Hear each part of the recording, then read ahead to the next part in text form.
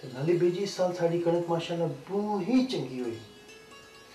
पता है ये सारी थोड़ी मेहनत का सिला है वारिस। पुत्र पता है मैं कि थोड़े लिख के लाया। ओके बेजी। जितना टाइम तू जमीना च नौकरां नाल गुजारना है ना घर कदर ना गुजारना। पुत्र मिगी भी थोड़ी लोड़ है। बड़ा भी दिल करना बड़ा बच्चा मड़ पिल पवे कोई माड़ी सुने कोई अपनी गल करे। बेजी मैं तकना पिया कि राणो आजकल बड़ी परेशान है। ते राणो भी पूछी किन्ना है क्यों राणो तू परेशान है? ते रानी जी माड़ी माँ बहुत बीमार है। ते तू मिगी पहले क्यों नहीं दस्या?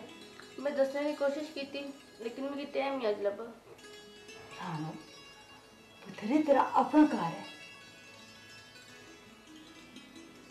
वारस जी बेजी। थोड़ी जेब विच पैसे थे? हाँ बेजी। देना